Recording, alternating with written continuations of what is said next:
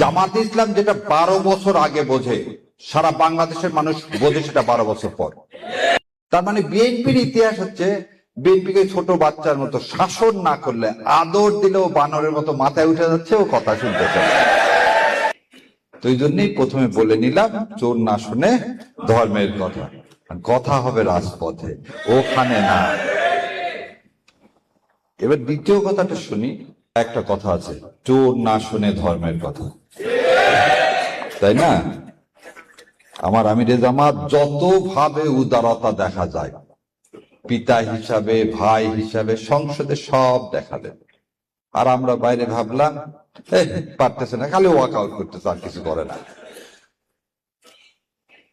তো এই জন্যই প্রথমে বলে নিলাম, চোর না শুনে ধর্মের কথা, কথা হবে রাজপথে, ওখানে না। এবার দ্বিতীয় কথাটা শুনি। জামাতে ইসলাম যেটা 12 বছর আগে বোঝে, সারা বাংলাদেশের মানুষ বোঝে সেটা 12 বছর পর। 1984 সালে অধ্যাপক গোলাম আযম সাহেব এই তত্ত্বাবধায়ক ব্যবস্থার কথা বলছিলেন এবং বলেছিলেন, কোন সরকারের আন্ডারে যদি নির্বাচন করা হয়, সেই নির্বাচন কোনোদিন ফেয়ার হতে পারে না।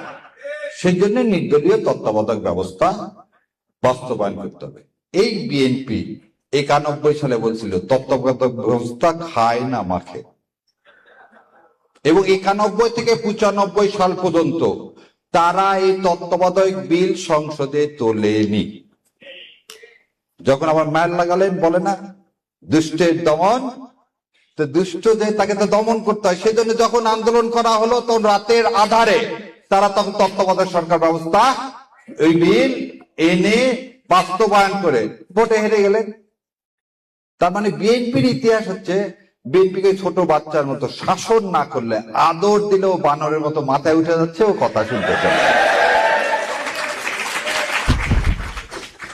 একটা অনুষ্ঠানে দেখলাম আমার ভাই শিশির মনির এবং আমার আর এক ব্যারিস্টার ভাই, তারা স্বরাষ্ট্রমন্ত্রী ও আইনমন্ত্রীকে প্রশ্ন করছে যে চলেন সংসদের যে কোনো জায়গায় ডিবেট করে। আজকে আমি ডিবেট না, আজকে আপনাদের মাধ্যমে সারা দেশের কাছে প্রশ্ন রেখে যাচ্ছি। যদি এই প্রশ্নের উত্তরগুলো দেয়, জুলাই সনদ বাস্তবায়ন করার দরকার না। আর যদি প্রশ্নের উত্তর দিতে না পারেন, কালকে সংসদ থেকে জুলাই বাস্তবায়ন করবেন।